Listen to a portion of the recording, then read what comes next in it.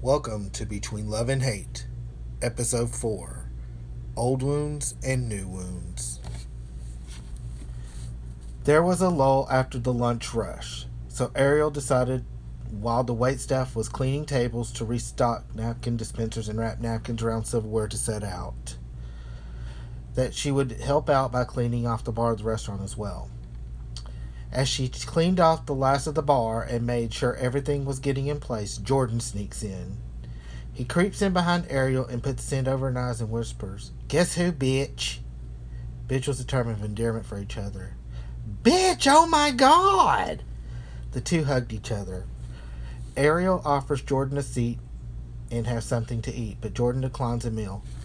"Oh, you know I'm watching what I eat. If I gain 1 pound, I'll be too fat for Los Angeles. But I'll take the coffee anyway." Ariel pours her... As Ariel pours him the Merle Special Roast, which is basically strong black coffee with chicory, she begins to convey her condolences to Jordan. "Oh, whatever," Jordan said as he began sipping his coffee. "I wish I had not come back. You know how much Dad hated me, and Mom was just as loony as she ever was." Jordan began to tell Ariel about the drama that transpired with he and his mother at the mansion.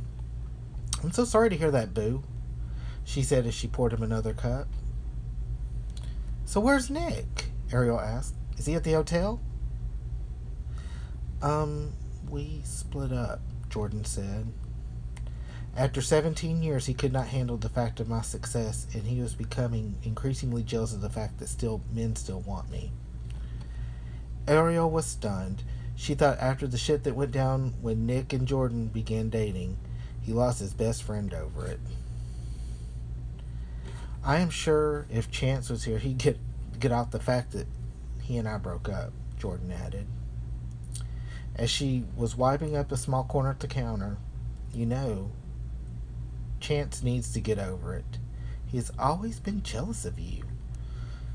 He needs to get over the fact that he is not you. Besides, he's still in New York and too busy with his book being published."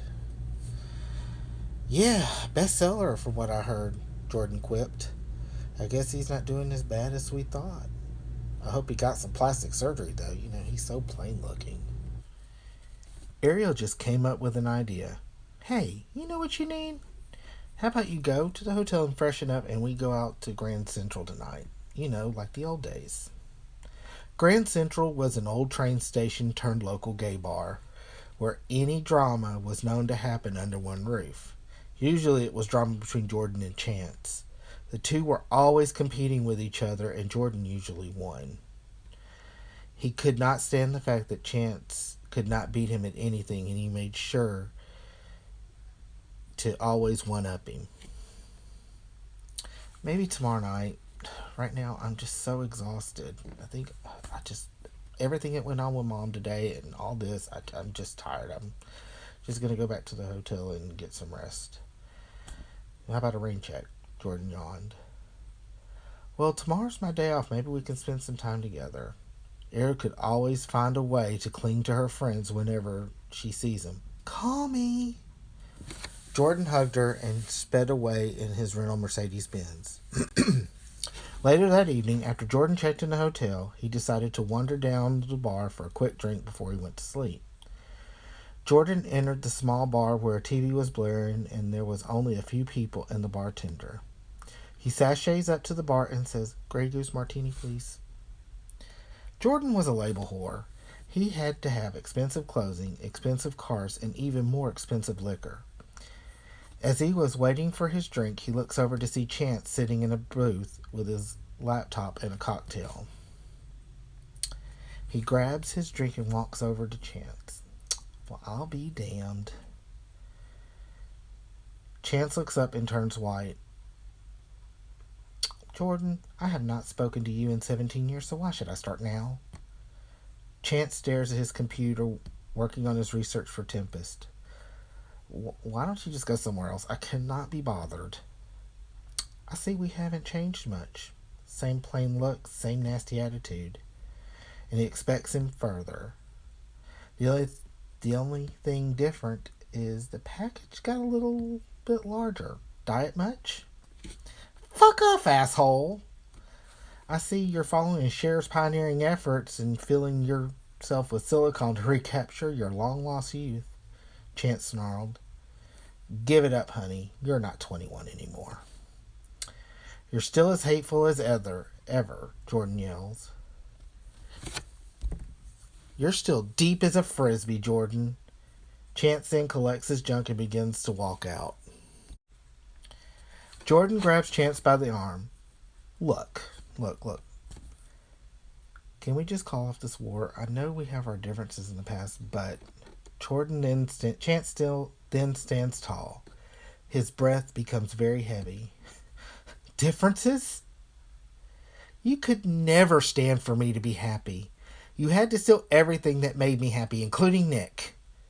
I have been waiting 17 years to say this to you. I hate you. I hate the fact that you tried to destroy my spirit. You know, you haven't changed one bit, except for becoming a disgusting sack of silicone. Why don't you just be like your daddy and take a flying leaf off into the Gulf? Here, I'll give you a heads up to get used to the cold water. Chance throws his drink in Jordan's face and walks out, leaving Jordan staring at him in shock as he walks out of the hotel bar. Chance then runs to his room and begins to cry. All the old feelings that years of therapy tried to wipe away resurfaced. He feels like he did at 19. Awkward, fat, plain. Why did I run into him? He cried. I promised myself I would never let him take control of me like that. The anger turned into rage. He was so angry that he decided he needed to take a walk down the river to calm himself down. It was a beautiful night. It was cool and very breezy. Chance noticed the skyline of all the casinos in the river walk along the bank. Chance was the type of person who wasn't much into crowds. As an only child, he was a loner, so he decided to take the path least taken. He began to walk along the dark and scary path. The sheer excitement of the terror and the darkness exhilarated him. Chance found a spot and stopped for a minute, and he looked around. He became inspired. This will be a good spot for a body to be found in my murder mystery, he said to himself. Suddenly, he hears rustling in the brush behind him. He looks around and sees nothing. Probably just a breeze or an animal. Chance began to soak up the images and the surroundings around him. In a flash, Chance is knocked in the back of the head with the back of a gun. He was getting attacked by two men. They were kicking and beating the life out of Chance. He could not hardly defend himself. At this point, the initial blow rendered him unconscious. They took his wallet. Suddenly, a mysterious man saw what was going on and yelled the two to stop. The two cowards ran into the night. He did not continue to chase after the hoodlums as he rendered aid to the wounded Chance. The mysterious stranger knelt down and turned Chance on his back and made sure he was still breathing. He noticed the pulse was weak, and he leans over to Chance's bloody face, and he noticed his breathing is faint. He had no time to waste. He pulled out his cell and dialed 911, and ordered paramedics to get where he was located right away. The man started looking inside his jeans pocket to see if there was any identification or any clue of who he was. The wallet was taken, but he could find his cell phone. The mysterious man located the call log and found the last person he spoke with. He dials Tempest's number and gets Tempest on the phone. Hey, Chance. Sorry we didn't finish earlier. I hope I was able to get you the information needed. This is not Chance. I was walking down the bank and I saw some guys attacking. And I stopped him and they took everything but this phone. Tempest shot up. Is he okay? The mysterious man sat next to him. He's barely holding on. I have the paramedics on the way. Once we get to the hospital, I will call you.